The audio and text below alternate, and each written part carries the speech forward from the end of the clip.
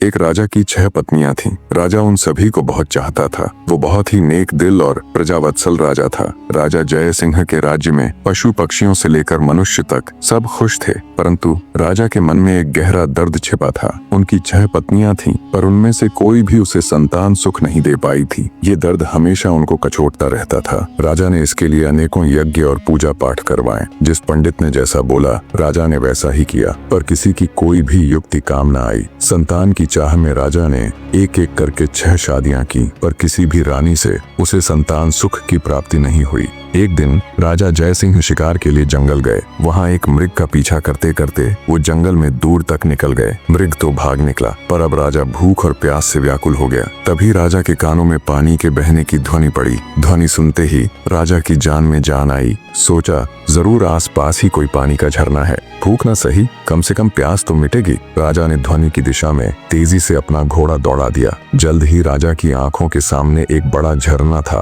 पर जब राजा झरने के पास गया, तभी उसके कानों में एक स्त्री की आवाज पड़ी। अंधे हैं क्या? दिखाई नहीं देता एक लड़की स्नान कर रही है। भूख प्यास से व्याकुल राजा ने उस तरफ तो ध्यान ही नहीं दिया था। लड़की की आवाज सुन राजा चौंक गया। उसने तुरंत अपना मुंह फेर लिया और बोला, क्षमा करे देवी, मैं इस जंगल में बहुत देर से भूखा प्यासा भटक रहा हूँ, जिससे विचलित होने के कारण मैं आपको देख नहीं पाया। इतना कह राजा मुंह फेरे ही वहाँ से कुछ दूर चलकर खड़ा हो गया। कुछ ही पलों में वह लड़की स्नान से निवृत्त होकर राजा के पास आई। उसने सूखे वस्त्र धारण किए थे और हाथ में कुछ फल लिए हुए थे। वह राजा के पास आकर बोली, महाशय, अब आप पानी पी सकते हैं। राजा ने झरने से पानी पिया और लड़की के दिए फल खाए। पानी और फल से उनकी भूख प्यास शांत हुई। राजा ने लड़की की ओर देखा और पूछा, हे सुंदरी, तुम कौन हो और इस जंगल बेआबान में अकेली क्या कर रही हो? लड़की ने जवाब दिया, मेरा नाम मोहिनी है। मैं पास के गांव में रहती हूँ। रोज यहाँ स्नान करने आती हूँ और जंगल से लकड़ियाँ इकट्ठा करती हूँ। ये झरना जंगल के बीच में है, इसलिए यहाँ कोई नहीं आता। राजा जय सिंह मोहिनी की सादगी और सुंदरता पर मोहित होकर बोला,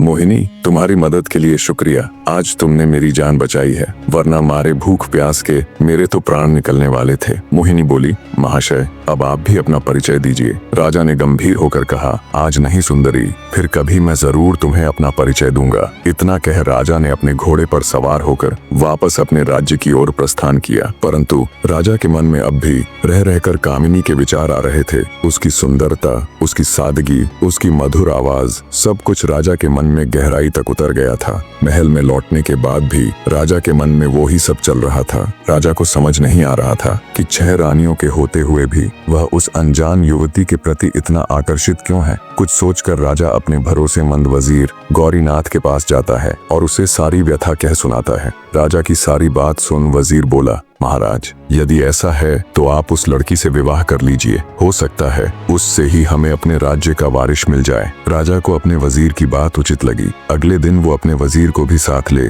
जंगल में उसी स्थान पर जाता है जहां उसकी मुलाकात मोहिनी से हुई थी। राजा झरने के पास गया और उसे आवाज दी, पर कोई नहीं आया। जब बहुत बार आवाज देने के बाद भी मोहिनी नहीं दिखाई दी, तो राजा का वजीर उसके पास आया और बोला, राजन, हो सकता है वो आज आई ही ना हो। आपने बताया था वो पास के ही गांव में रहती है, हमें वहीं चलकर देखना चाहिए। राजा और उसका वजीर दोनों अपने घोड़ों के ऊपर सवार हो पास के गांव में जाते हैं। मोहिनी का नाम पूछते पूछते दोनों उसके घर पहुंच जाते हैं। 2 शाही व्यक्तियों को शाही घोड़ों पर देख गांव वाले भी कौतूहलवश आसपास जमा हो जाते हैं। राजा घोड़े से उतरकर झोपड़ी के बाहर जाता है और मोहिनी को आवाज देता है। राजा की आवाज सुन जब मोहिनी रोनी सूरत ले झोपड़ी से बाहर आती है, तो उसकी आंखों में आंसू थे।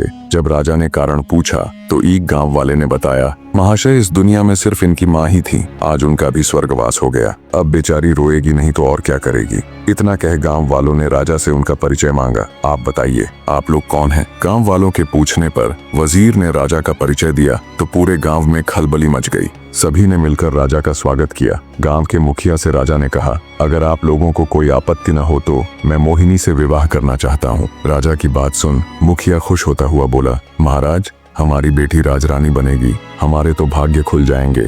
गांव वालों ने जल्दी जल्दी सारी तैयारी करके राजा और मोहिनी का विवाह करवा दिया। राजा ने अपनी 7वीं पत्नी अर्थात मोहिनी का नया नामकरण किया राजलक्ष्मी। विवाह के पश्चात गांव वालों ने खुशी खुशी राजलक्ष्मी को राजा के साथ विदा कर दिया। राजा अपने वजीर और 7वीं पत्नी राजलक्ष्मी को लेकर राजमहल आ जाता है। जब राजा की पहले की 6 पत्नियों को इसकी खबर लगी तो वे जल भुनकर राख हो गईं। ऊपरी मन से उन्होंने नई रानी राजलक्ष्मी का स्वागत किया। समय बीतने लगा। अब राजा का अधिकांश समय नई रानी राजलक्ष्मी के साथ ही बीतने लगा। ये देखकर पुरानी रानी और अधिक ईर्ष्या से भर गई, परंतु राजलक्ष्मी को इसकी भनक तक नहीं थी। वो भोले भाले स्वभाव और एकदम साफ दिल की औरत थी। वह बाकी रानियों को अपनी बड़ी बहन की तरह सम्मान देती थी। समय बीता। एक दिन रानी राजलक्ष्मी ने राजा को शुभ समाचार दिया कि वो पिता बनने वाले हैं। रानी के मुख से ये बात सुन राजा जयसिंह की खुशी का कोई ठिकाना नहीं रहा। वो खुशी से रानी राजलक्ष्मी को गले लगा लेता है। राजा तुरंत कुल गुरु को बुला उन्हें आदेश देता है कि अब से नित्य प्रति रानी राजलक्ष्मी को धार्मिक और प्रेरक कथाएं सुनाई जाएं। नई रानी के गर्भवती होने का समाचार जल्दी ही पूरे राज्य में फैल गया। चारों तरफ बधाइयों की धूम मची हुई थी। नई रानी के गर्भवती होने का समाचार जब उसकी सौतनों को मिला तो उनके तन बदन में आग लग गई। वे अंदर तक जल भुन गई। सभी रानियों ने आपस में विचार किया कि नई रानी तो पहले ही राजा की बहुत प्रिय है। वो अपना अधिकतर समय उसी के साथ बिताते हैं। बच्चा होने के बाद तो उसका और अधिक ध्यान रखा जाएगा। राजा उस कुल्टा को ही अपनी पटरानी बना लेंगे।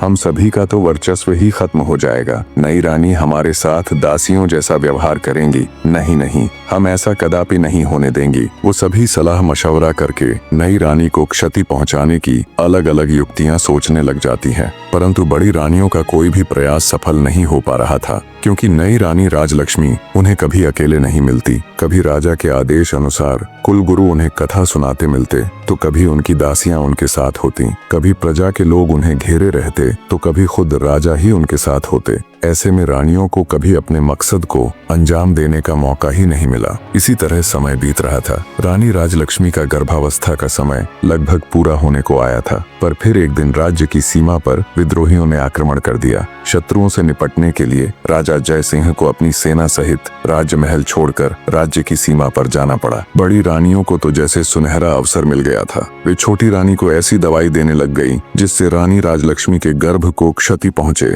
और रानी से ऐसे ऐसे कार्य करवाती जो गर्भावस्था के लिए उचित नहीं थे। बड़ी रानियां छोटी रानी के भोलेपन का खूब फायदा उठाती और उन्हें उल्टी उल्टी चीजें सिखाती। जब कुलगुरु छोटी रानी को कथा सुनाने आते तो वो उसे अच्छी अच्छी बातें समझाते और आवश्यक सावधानियां बताकर चले जाते। रानी राजलक्ष्मी बिल्कुल भी समझ नहीं पा रही थी कि कुलगुरु और बड़ी रानियों की बातें इतनी भिन्न क्यों हैं। आखिर सही कौन है? रानी राजलक्ष्मी ने सोचा, बड़ी रानियां तो महिलाएं हैं, कुलगुरु तो फिर भी पुरुष हैं। महिलाओं की समस्याएं भला पुरुष कहाँ समझ पाएंगे, इसलिए जो बड़ी रानियां कहती हैं वो ही उचित है। साफ हृदय की रानी राजलक्ष्मी कभी सपने में भी नहीं सोच सकती थी कि बड़ी रानियां उसके साथ कुछ गलत कर सकती हैं। इसलिए वो आंखें बंद करके जो और जैसा बड़ी रानियां उसे करने के लिए कहती वो बिल्कुल वैसा ही करती। एक दिन रानी राजलक्ष्मी को प्रसव पीड़ा होनी शुरू हो गई। उसने बड़ी रानी से कहा, दीदी मुझे बहुत दर्द हो रहा है, कुछ समाधान कीजिए कि प्रसव कैसे होगा। ये सुन बड़ी रानी सिर से पैर तक जलकर राख हो गई।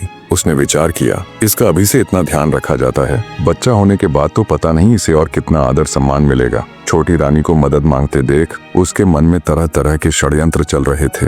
फिर कुछ सोचकर उसने छोटी रानी को दिलासा देते हुए कहा, तुम बिल्कुल भी चिंता मत करो, मैं दाई अम्मा को अभी बुलाकर लाती हूँ। तब तक सामने की दीवार को पकड़कर खड़ी हो जाओ, इससे तुम्हें आराम मिलेगा और प्रसव भी ठीक से हो जाएगा। बेचारी छोटी रानी को प्रसव के बारे में कुछ भी नहीं पता था। जैसा उसे बड़ी रानी ने बताया वो वैसे ही खड़ी हो गई।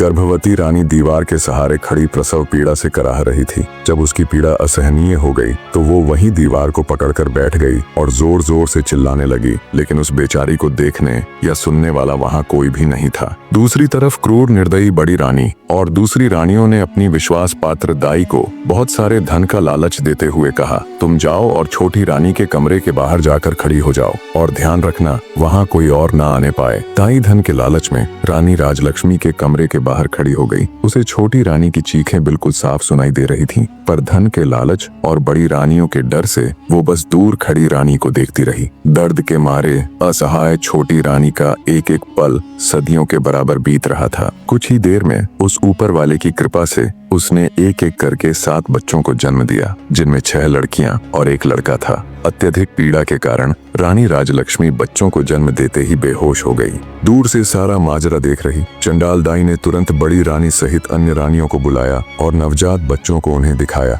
वे सब ये देखकर हैरान थी कि छोटी रानी ने एक साथ 7 बच्चों को जन्म दिया है और सभी बच्चे बिल्कुल स्वस्थ और तंदुरुस्त हैं। मारे जलन और ईर्ष्या के उन सबकी आंखें विस्मय से फैल गईं। वे सब अपनी किस्मत को धिक्कार रही थीं कि कहां हम में से किसी को भी एक बच्चा तक नहीं है, और इस गांव की गंवार को एक साथ 7 बच्चे हो गए और वो भी बिल्कुल स्वस्थ। पर कोई बात नहीं, जो हमें नहीं मिल सका वो हम इस गवार को भी हासिल नहीं होने देंगी। क्रोध और ईर्ष्या में अंधी हो चुकी बड़ी रानी ने दाई को आदेश दिया, तुम तुरंत जाओ और कुछ ईंट पत्थर के टुकड़ों को लाकर बेसुध छोटी रानी के पास रख दो। रानी का आदेश मिलते ही दाई तुरंत कुछ ईंट और पत्थर के टुकड़े ले आई और उन्हें छोटी रानी के पास रख दिया। फिर बड़ी रानी ने बेरहमी से दाई को आदेश दिया कि अब इन नवजात बच्चों को जंगल में ले जाओ और इन्हें मारकर जमीन में दफन कर देना। इसके बदले हम तुम्हें इतना धन देंगे कि तुम्हारी 7 पुश्तें बैठकर खाएंगी। धन के लालच में अंधी दुराचारी दाई खुश होते हुए उन बच्चों को लेकर वहां से चली गई। उसके जाने के बाद रानियों ने वहां से सभी निशान साफ करके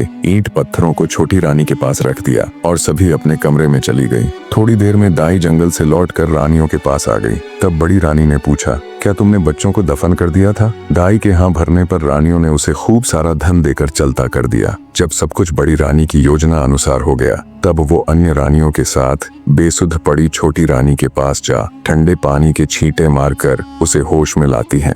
होश में आते ही छोटी रानी ने पूछा, मेरा बच्चा कहाँ है? मेरा बच्चा कहाँ है? मुझे क्या संतान हुई, लड़का या लड़की? पास पड़े ईंट और पत्थरों की ओर इशारा करते हुए बड़ी रानी बोली, ये देखो, तुमने इन ईंट और पत्थरों को जन्म दिया है। ये सुनते ही छोटी रानी एकदम से आश्चर्य के साथ सन्न रह गई और बोली, ऐसा कैसे हो सकता है कि मैंने ईंट और पत्थरों को जन्म दिया है? नहीं, ये नहीं हो सकता। मैं ये मान ही नहीं सकती कि मुझे बच्चे की जगह ये ईंट और पत्थर हुए हैं। एक औरत के गर्भ से क्या कभी किसी पत्थर को जन्म लेते देखा है? बच्चा तो अवश्य हुआ होगा। इतना कह रानी राजलक्ष्मी रोते हुए बड़ी रानी से बोली, दीदी, कह दो कि ये झूठ है, कह दो कि ये एक मजाक है, कह दो कि आप सब ने मुझसे झूठ कहा है। मेरे बच्चे कहाँ हैं? मुझे अब जल्दी से उनसे मिलवा दो। अब मुझसे ये सब बर्दाश्त नहीं हो रहा। छोटी रानी की बात सुन बड़ी रानी आंखें तरेरते हुए गुस्से में बोली, क्या बक रही हो तुम? हम क्यों तुम्हारे साथ मजाक करेंगे? ये पत्थर ही है जिसे तुमने जन्म दिया है। इतना कहते हुए उन्होंने उन ईंट और पत्थरों को एक थैले में भरकर रख दिया। अब बड़ी रानियों को इंतजार था तो बस राजा के आने का।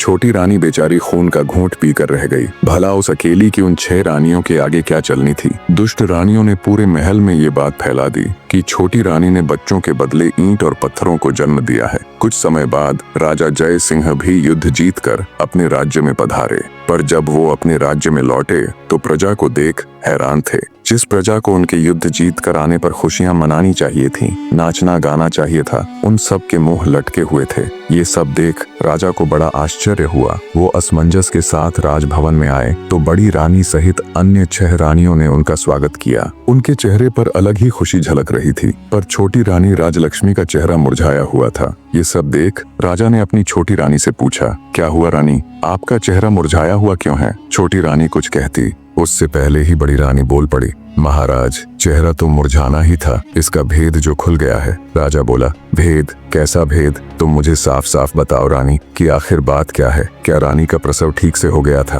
तब दुष्ट रानी दुख का दिखावा करते हुए बोली, महाराज, हमें ठग लिया गया है। हम सबके साथ बहुत बड़ा फरेब किया गया है। ये भोली सूरत वाली रानी राजलक्ष्मी एक झूठी मतकार और धोखेबाज औरत है। महाराज, ये धूर्त स्त्री गर्भवती होने का दिखावा करती रही, जबकि ये कभी गर्भवती थी ही नहीं। इसने तो बस सब दिखावा किया है। गर्भ होने पर कुछ तो होता, इसे तो ईंट और पत्थर हुए हैं। इतना कहकर बड़ी रानी ने थैले में इकट्ठे किए हुए ईंट और पत्थरों को राजा को दिखाया। ये सब देख राजा तुनक गया और बोला, बड़ी रानी, आप ये क्या कह रही है? भला एक मानव गर्भ से कभी ईंट और पत्थरों को पैदा होते हुए देखा है तुमने कभी? राजा की बात सुन बड़ी रानी बोली, क्षमा करे महाराज, पर हम भी तो आपको वही बताने और समझाने का प्रयत्न कर रही है कि इसने हमारे साथ गर्भवती होने का नाटक किया है। हम भी तो कब से उम्मीद लगाए बैठे थे कि राज्य का वारिस आएगा, हमें भी कोई माँ कहने वाला आएगा। हमारे भी कान तरस गए थे महाराज माँ शब्द सुनने को, पर इस दुष्ट औरत ने हम सबके साथ छल किया है। ये सब सुनने के बाद राजा को भी बड़ी रानी की बातों का विश्वास होने लगा। उसे भी लगने लगा कि छोटी रानी ने सबके साथ धोखा किया है। राजा छोटी रानी राजलक्ष्मी से कहता है, तुमने ये सब क्यों किया रानी? तुम्हारी हिम्मत कैसे हुई हमें छलने की? मैं तो जैसे तैसे विधि का विधान मानकर जी रहा था कि शायद हमारे भाग्य में संतान सुख है ही नहीं, पर तुमने तो हमें हमारे जीवन की सबसे बड़ी आशा दिखाकर उस पर पानी फेर दिया। गुस्से से भरा राजा लगातार अपनी छोटी पत्नी को सुनाए जा रहा था, मैंने तो तुम्हारा मासूम सा चेहरा देखकर तुमसे शादी की थी। मुझे क्या पता था तुम हमारे साथ इतना बड़ा विश्वासघात करोगी। आज से तुम इस महल में एक रानी नहीं बल्कि नौकरानी बनकर रहोगी। अब चली जाओ मेरी नजरों के सामने से, नहीं तो पता नहीं मैं गुस्से में क्या कर बैठूंगा। बेचारी छोटी रानी अत्यंत दुखी हृदय से चुपचाप कमरे से बाहर चली जाती है। इस घटना के बाद राजमहल में छोटी रानी का जीना दुस्सवार हो गया। बड़ी रानियां उसके साथ बहुत बुरा व्यवहार करती, नौकरानियों से भी ज्यादा उससे काम लिया जाता। छोटी रानी बेचारी जैसे तैसे अपने दिन काट रही थी। उसके पास कोई ऐसा प्रमाण भी नहीं था जिससे वो साबित कर सके कि वो सच में गर्भवती थी। अत्यंत दुखों से घिरी बेचारी छोटी रानी रात में घंटों अकेली बैठकर रोती रहती और सोचती, हे भगवान, ये मेरे साथ क्या हो गया? मुझसे ऐसा क्या पाप हो गया जिसकी मुझे इतनी बड़ी सजा मिल रही है? छोटी रानी को ये सोच सोच कर आश्चर्य होता कि मेरे नन्हे नवजात बच्चों के साथ पता नहीं क्या हुआ होगा। कहाँ और किस अवस्था में होंगे वो, पता नहीं जिंदा भी है या फिर काल का ग्रास बन गए। कई बार वो सोचती कि क्यों न सब कुछ छोड़ छाड़ कर वापस अपने गांव में चली जाऊं और अपनी पहले वाली जिंदगी जीऊं। पर फिर उसे गांव वालों का ख्याल आ जाता कि कैसे उन सब ने उसे कितने अरमानों से राजा के साथ विदा किया था। कितने खुश थे पूरे गांव के लोग। अब वापस जाकर उन सबको क्या जवाब दूंगी? किस मुंह से अपने दुर्भाग्य की कथा उनको बताऊंगी? यही सब सोचकर वो गांव जाने का विचार त्याग देती है। ऐसे ही समय गुजरता गया। एक दिन राजा जय सिंह अपने राज दरबार में बैठा था। तभी उनके राज्य में स्थित एक छोटे से गांव का प्रधान उनके पास आता है और हाथ जोड़कर राजा से कहता है, महाराज, आज मैं आपके सामने अपने गांव की एक बहुत ही विचित्र घटना के बारे में बताने के लिए हाजिर हुआ हूँ। ये घटना इतनी विचित्र है महाराज कि इसके बारे में आपको अवश्य पता होना चाहिए। राजा जय सिंह ग्राम प्रधान की बात सुन कहता है, कहो प्रधान जी, ऐसी क्या विचित्र घटना हुई भला? तब ग्राम प्रधान राजा को बताना आरंभ करता है, महाराज, हमारे गांव के पास ही एक जंगल लगता है जहां से गुजरते वक्त पिछले कुछ समय से हम वहां एक चंपा फूल का पौधा और उसके आसपास बांस के कई पेड़ों को देख रहे हैं। पर महाराज, विचित्र बात तो ये है कि उन पौधों को किसी गांव वाले ने नहीं उगाया, बल्कि वो खुद ही वहां उगाए हैं। और उससे भी विचित्र बात है, उन पौधों की उगने की बनावट, उन्हें देखकर बिल्कुल ऐसा लगता है महाराज जैसे वो बांस के पौधे खास तौर पर उस चंपा के पौधे की सुरक्षा के लिए ही लगाए गए हों। ग्राम प्रधान की बात सुन राजा बोल पड़ा, तुम ये क्या कथा सुना रहे हो भाई? मेरी तो कुछ समझ में नहीं आ रहा। और इसमें ऐसी हैरान कर देने वाली आखिर क्या बात है? पौधे ही तो हैं, उगाए होंगे किसी भी तरह। तब ग्राम प्रधान बोला, क्षमा करे महाराज, पर आप पहले मेरी पूरी बात तो सुन लीजिए। जितनी विचित्र उन पौधों की बनावट है, उससे कहीं ज्यादा विचित्र ये बात है कि वो चंपा का पौधा अत्यंत खुशबूदार फूलों से लदा हुआ है। और जब कोई ग्रामीण अथवा राहगीर उसके फूलों को तोड़ने का प्रयत्न करता है तो वो किसी जादुई पौधे की तरह रहस्यमयी ढंग से ऊंचा होता चला जाता है। इतना ऊंचा कि हाथ से फूल तोड़ना तो दूर की बात है, किसी लंबी लकड़ी से भी उस पौधे के फूलों को तोड़ पाना असंभव है महाराज। अब राजा जय सिंह की ग्राम प्रधान की बातों में रुचि बढ़ने लगती है। वे पूरे ध्यान से उसकी बातें सुन रहे थे। आगे गांव का सरपंच बोला, और महाराज, सबसे विचित्र और हैरान कर देने वाली बात तो ये है कि वे पौधे आपस में किसी मानव की तरह बात करते हैं। ग्राम प्रधान की ये बात सुन कुछ देर पहले जो राजा उसकी बातों को हल्के में ले रहा था, अब वो चौंक कर बैठ जाता है कि पौधे आपस में बातें करते हैं, और वो भी बिल्कुल मनुष्य की तरह बोलकर। राजा के साथ साथ पूरा राज दरबार विस्मय से भर जाता है। सभी चौंक कर एक दूसरे का मुंह ताक रहे थे। राजा जय सिंह हैरानी से ग्राम प्रधान से कहता है, ऐसे कैसे हो सकता है कि पौधे आदमियों की तरह बात करें? ठीक है प्रधान जी, अब ये भी बता दीजिए कि वो पौधे आखिर बात क्या करते हैं?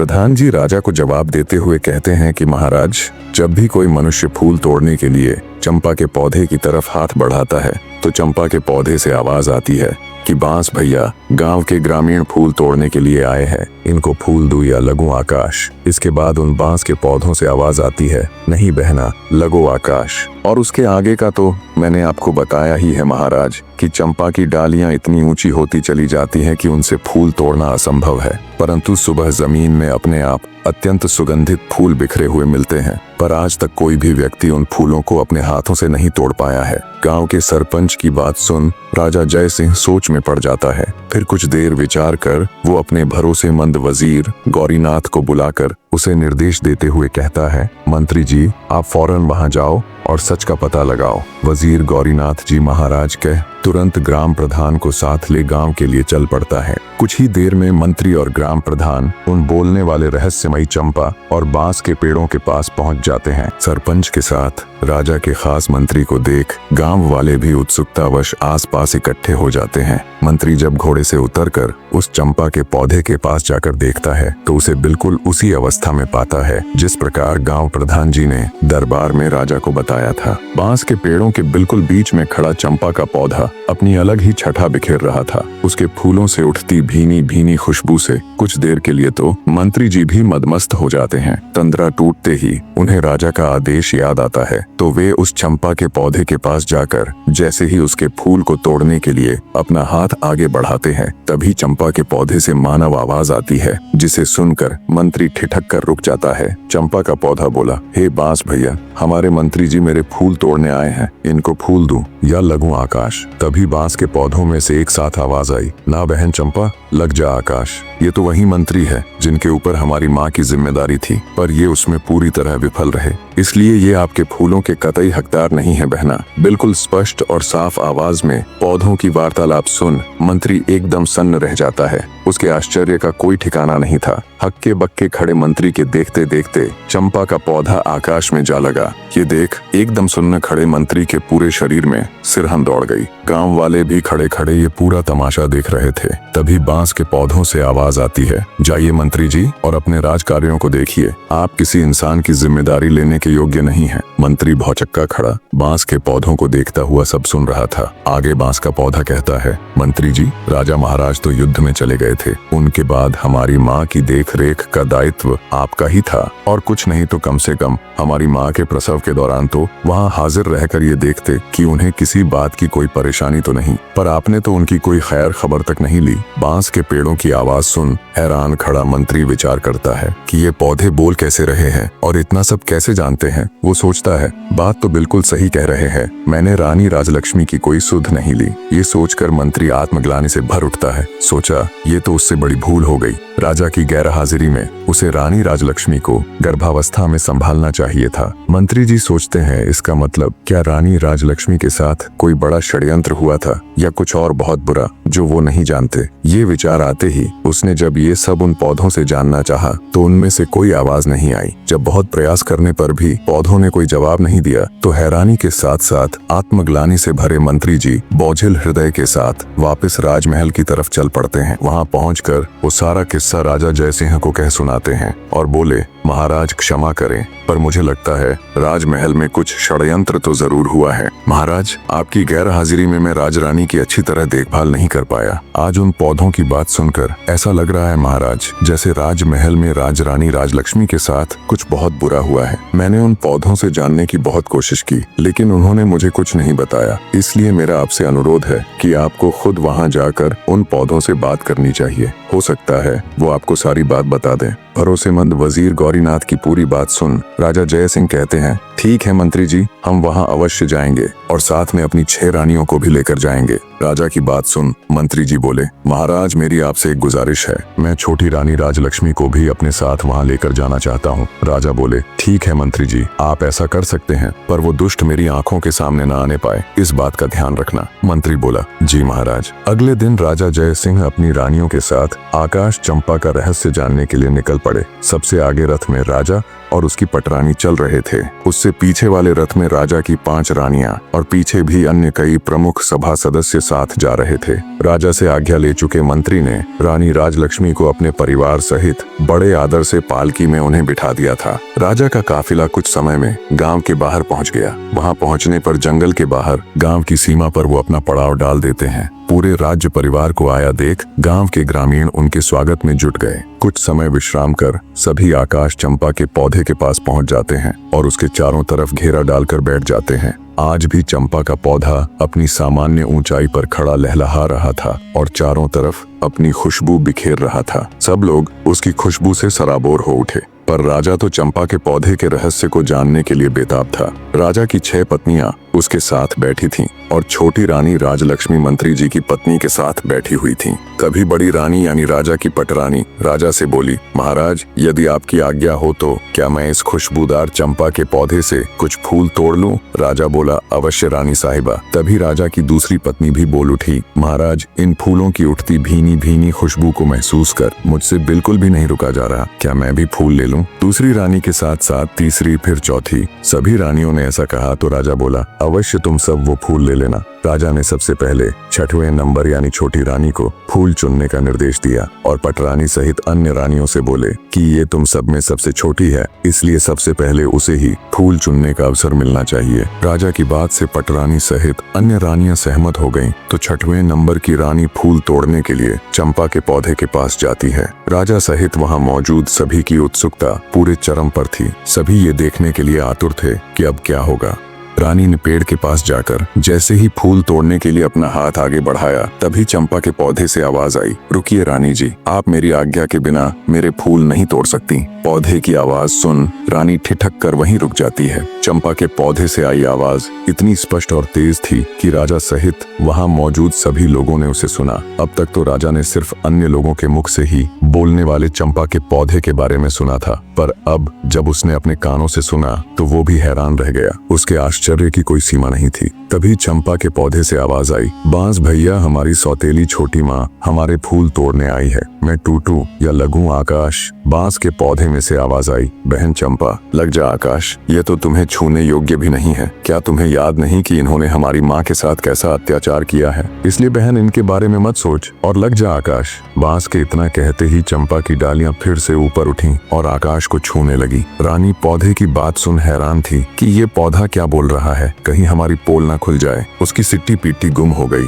रानी ने सोचा, कहाँ तो फूल तोड़ने आई थी, फूल मिलना तो भाड़ में गया, यहाँ तो हमारा ही किया कराया उजागर हो रहा है। निराश हो चुपचाप वो एक चोर की तरह वापस आकर अपने स्थान पर बैठ गई, दुखी हृदय के साथ खुद में ही खोई। रानी राजलक्ष्मी के कानों में जब सौतेली माँ नामक शब्द पड़े तो उसके भी कान खड़े हो गए। चंपा और बांस की सारी बातें सुन उनका हृदय विचलित होने लगा। राजा सहित अन्य लोग भी सारी वार्तालाप सुन हैरान थे, पर किसी की समझ में अब तक कुछ नहीं आ रहा था। 6वें नंबर की रानी के आने के बाद 5वीं, चौथी, तीसरी और फिर दूसरी रानी भी हार मानकर अपने स्थान पर बैठ गई। जब किसी को चंपा का फूल नहीं मिला तो राजा की पटरानी अथवा बड़ी रानी चंपा के पौधे के पास गई। चंपा का पौधा अब भी आकाश में लगा हुआ था। पटरानी बोली, सुनो चंपा के पौधे, मैं इस राज्य की महारानी और महाराजा की पटरानी हूँ। इस राज्य में जो कुछ भी है उसके ऊपर हमारा अधिकार है, इसीलिए चंपा अपनी डाली को नीचे झुका और मुझे फूल तोड़ लेने दे। इस बार चंपा की डालियों से आवाज आई, भैया बांस,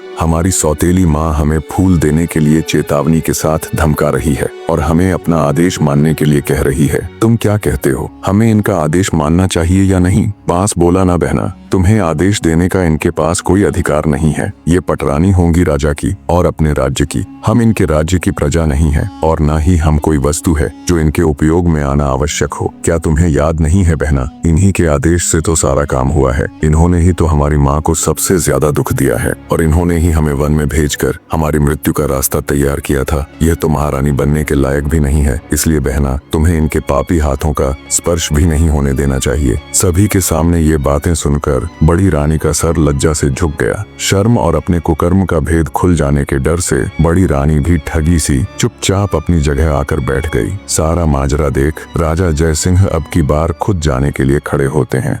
चंपा के पौधे की डालियां अब पहले की तरह वापस अपनी सामान्य ऊंचाई पर आ गई। अब की बार राजा जयसिंह खुद उठे और फूल तोड़ने के लिए पौधे के पास गए। जब राजा ने फूल तोड़ने के लिए अपने हाथ आगे बढ़ाए तभी चंपा के पौधे से आवाज आई, ना ना महाराज, आप यह भूल कभी मत कीजिएगा। आपको फूल तोड़ने से रोकने के लिए मैं अपने भैया से भी अनुमति नहीं लूंगी, और यदि भैया अनुमति दे भी देंगे तो भी मैं आपके हाथों में नहीं आऊंगी। इसलिए आप अपने हाथ पीछे ही रखिए और फूल तोड़ने का विचार त्याग दीजिए। चंपा के पौधे की बात सुन राजा जयसिंह हैरान रह गया। सोचा आखिर ऐसा क्या हुआ कि उनको रोकने के लिए चंपा अपने भाइयों से भी अनुमति नहीं ले रही। राजा बोला, हे चंपा के पौधे, मैं इस देश का राजा हूँ। मैंने कभी भी किसी के साथ अन्याय नहीं किया। मैं अपनी प्रजा को अपनी संतान की तरह मानता हूँ। मेरे राज्य में मनुष्य ही नहीं, पशु पक्षी भी खुश और स्वतंत्र है। मैंने आज तक किसी को जरा सी भी तकलीफ नहीं दी। फिर मुझसे ऐसी क्या भूल हो गई कि मुझे अपने फूल लेने से रोकने के लिए आपको अपने भाइयों से भी पूछने की जरूरत नहीं पड़ी। तब चंपा के पौधे से आवाज आई, हे राजा महाराज, इसमें कोई शक नहीं कि आपने आज तक किसी भी जीव जंतु को कोई तकलीफ नहीं दी, परंतु महाराज, आप में एक सबसे बड़ी कमी है कि आप कान के कच्चे हैं। जो कोई भी आपसे जैसा भी कहता है, आप बिना सच्चाई जाने वैसा ही मान लेते हैं। खुद से कभी भी सच्चाई जानने की कोशिश नहीं करते। आपने प्रजा को तो संतान मान लिया, लेकिन क्या कभी आपने अपनी संतान की खोज खबर करने की जरा सी भी कोशिश की? क्या आपने कभी ये जानने की कोशिश की कि आपकी अपनी संतान कहाँ है? अरे छोड़िए राजा महाराज, आप तो अपनी गर्भवती पत्नी की भी सुरक्षा तक नहीं कर पाए। बिना सच्चाई का पता किए आपने एक सच्ची नारी को धोखेबाज कहकर नौकरानी बना दिया। तो जाइए महाराज, जाकर अपने राज्य को संभालिए। आप मेरे फूलों के बिल्कुल भी योग्य नहीं हो। चंपा के पौधे की बात सुन बेचारा राजा निरुत्तर हो गया और चुपचाप मुंह लटकाए वापस अपनी जगह पर आकर बैठ गया। उनके मन में हजारों सवाल एक साथ उठ रहे थे। उन्हें कुछ समझ नहीं आ रहा था, क्या सच है क्या झूठ। राजा अपने विचारों की उधेड़ बुन में खोया हुआ था। तभी वजीर गौरीनाथ उनके पास आता है और कहता है, महाराज, आप यदि आदेश दे तो हम छोटी रानी राजलक्ष्मी को भी फूल तोड़ने के लिए एक बार पौधे के पास भेज कर देखे। राजा कुछ कहते उससे पहले ही पटरानी बोल उठी, मंत्री जी, जो फूल महाराज के हाथों भी नहीं टूटे वह इस धोखेबाज के हाथों कैसे टूटेंगे? मंत्री जी ने प्रश्नवाचक दृष्टि से राजा की ओर देखा। चंपा के पौधे से अब तक की हुई इतनी बातों से राजा के मन में भी शंका पैदा होने लगी थी। उन्होंने अपनी शंका दूर करने का निर्णय लेते हुए मंत्री जी को अनुमति दे दी। मंत्री रानी राजलक्ष्मी के पास जा उन्हें फूल तोड़ने के लिए कहते हैं। मंत्री की बात सुन रानी राजलक्ष्मी अनमने मन से उठी और चंपा के पौधे की तरफ देखती हुई बोली, मंत्री जी, पौधे की डालियां काफी ऊंचाई पर हैं, मेरे हाथ वहां नहीं पहुंचेंगे। मंत्री बोला, रानी जी, आप एक बार वहां पर जाकर कोशिश करके देखिए तो सही। मंत्री जी के समझाने पर रानी राजलक्ष्मी हिम्मत करके चंपा के पौधे के पास गई। पौधे के पास जाकर जब रानी ने अपने हाथ बढ़ाकर चंपा के पौधे के तने को छुआ और उसे प्यार से सहलाया तो पौधे के स्पर्श से रानी को असीम आनंद मिला, जैसे वह अपनी औलाद को सहला रही हो। तभी चंपा के पौधे से रुंधी हुई आवाज आई, भैया बांस। बांस ने कहा, बहन चंपा, तुम रो रही हो? चंपा ने कहा, हाँ भैया, रुका ही नहीं गया, क्योंकि आज हमारी माँ मेरे फूल लेने आई हैं। उनके प्यार भरे प्रथम स्पर्श से मैं आनंदित हो गई, इसलिए मेरा हृदय भावुक हो गया। माँ शब्द सुनते ही रानी राजलक्ष्मी भी भावुक हो उठी। तभी चंपा के पौधे से आवाज आई, बांस भैया, आप मुझे आदेश दे कि अब मैं क्या करूं? मेरी तो इच्छा हो रही है कि मैं अपनी माँ के चरणों में अपने सारे फूल समर्पित कर दूं। इस पर सभी बांस के पौधों से एक साथ आवाज आई, हाँ बहन चंपा, तुम बिल्कुल सही हो, तुम्हारा दिल जो कह रहा है वही करो, माँ के चरणों में तो स्वर्ग है। इस आवाज के साथ ही चंपा के पौधे की सारी डालियां झुककर रानी राजलक्ष्मी के चरणों को छूकर उनके चारों ओर फैल गईं और रानी के ऊपर पुष्प वर्षा होने लगी। ये देखकर वहां मौजूद सभी लोग बहुत हैरान थे। वो बिना पलक झपकाए इस असीम पल का आनंद ले रहे थे। राजा जयसिंह का भी मुंह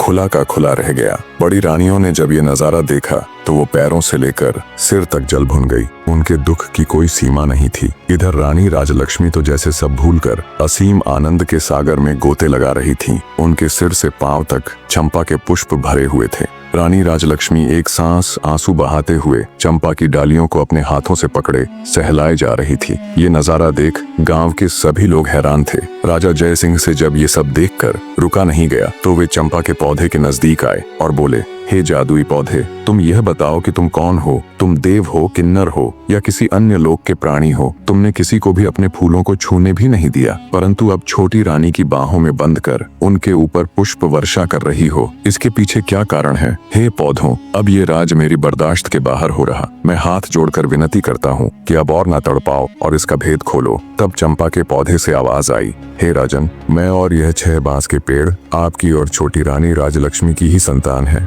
हम 7 भाई बहनों का जन्म एक साथ ही हुआ था। हमारे जन्म के समय हमारी माँ बहुत अधिक पीड़ा में थी। तब हमारी माँ ने आपकी पटरानी और इस राज्य की महारानी से अपनी सहायता करने के लिए निवेदन किया। तब पटरानी ने साजिश करते हुए हमारी माँ को दीवार के सहारे खड़ी हो जाने के लिए कहा, ताकि जब हमारा जन्म हो तब हम ऊंचाई से गिरकर मृत्यु को प्राप्त हो जाए। पर महाराज, ईश्वर की कृपा से हम 7 का जन्म उसी अवस्था में बिल्कुल ठीक ठाक हो गया। पर हमारी माँ दर्द के कारण हमें जन्म देते ही बेहोश हो गई। उनकी बेहोशी का फायदा उठाते हुए बड़ी रानी ने एक दाई को बुलाया और उसे पैसों का लालच देकर हमें मारकर जंगल में जमीन में दबाने के लिए कहा। मात्र कुछ सेकंड्स के नवजात बच्चों को दफन करने के लिए बेरहम दाई जंगल की ओर चल पड़ी। दाई को जंगल भेजने के बाद बड़ी रानी सहित अन्य रानियों ने अपने घिनौने षड्यंत्र के तहत कुछ ईंट और पत्थर के टुकड़ों को हमारी माँ के पास रख दिया। दूसरी तरफ जब दाई हमें जंगल में लेकर आई और दफन करने के लिए जमीन खोदने लगी,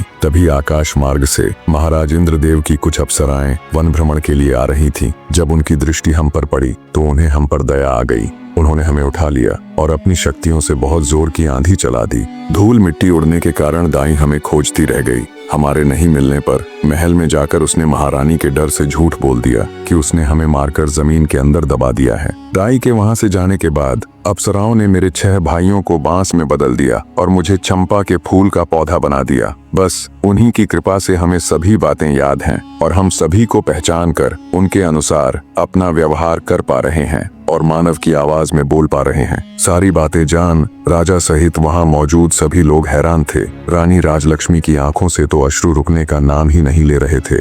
राजा जयसिंह बोले, मेरे बच्चों, तो क्या तुम सब अब ऐसे ही पौधों के रूप में रहोगे? क्या ऐसा कोई भी रास्ता है जिससे तुम अपने मानव रूप में आ सको? तब चंपा बोली, महाराज, जब हमारी माँ हम सब की एक एक पतियों को तोड़कर इंद्रदेव को याद कर उनसे प्रार्थना करेंगी, तब हम सब अपने असली रूप में आ जाएंगे। चंपा के पौधे की बात सुनते ही रानी राजलक्ष्मी ने तुरंत बांस और चंपा की एक एक पत्तियां ली और हाथ जोड़कर पूरी श्रद्धा के साथ बोली, हे इंद्र महाराज, मैं पूरी जिंदगी आपकी सेवा करूंगी, आपकी पूजा करूंगी, फिर भी आपके उपकार का मैं प्रतिकार नहीं कर पाऊंगी। आपने इतने दिन मेरे बच्चों को संभाल कर रखा, अब कृपया इन्हें मेरे आंचल में डाल दो महाराज। रानी राजलक्ष्मी का इतना कहना था कि पल भर में ही बांस और चंपा के पौधे विलीन हो गए और वहां पर लगभग 5 वर्ष के 6 बालक और एक बालिका प्रकट हो गए। रानी राजलक्ष्मी और राजा जयसिंह ने तुरंत आगे बढ़कर बहते नेत्रों से सभी बच्चों को अपनी बाहों में भर लिया। राजा जयसिंह अपनी छोटी पत्नी रानी राजलक्ष्मी से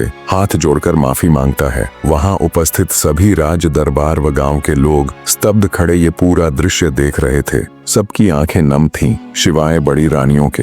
ये सब देखकर उनके पैरों नीचे से तो जैसे धरती खत्म हो गई थी। राजा जयसिंह अपने सिपाहियों को आदेश देता है, पकड़ लो इन दुष्ट औरतों को और फांसी पर लटका दो। ये दुराचारिणी तो मानवता के नाम पर कलंक है। राजा की ये बात सुन रानी राजलक्ष्मी कहती है, महाराज, आज मेरे लिए मेरी जिंदगी का सबसे बड़ा दिन है। आज इतने बड़े खुशी के मौके पर मैं किसी के लिए इतना काला दिन नहीं लाना चाहती। मेरा आपसे अनुरोध है, आप इन सबको क्षमा कर दीजिए। राजा बोला, रानी, आपका हृदय बहुत विशाल है, पर इनके गुनाह को देखते हुए इन्हें क्षमादान तो नहीं दिया जा सकता, किंतु आपके अनुरोध पर मैं इन दुराचारिणियों को आजीवन कारावास की सजा देता हूँ। दुष्ट रानियों को सजा मिल जाती है। राजा जयसिंह अपनी पत्नी रानी राजलक्ष्मी और अपने बच्चों के साथ सुखमय और शांतिपूर्ण जीवन व्यतीत करते हैं।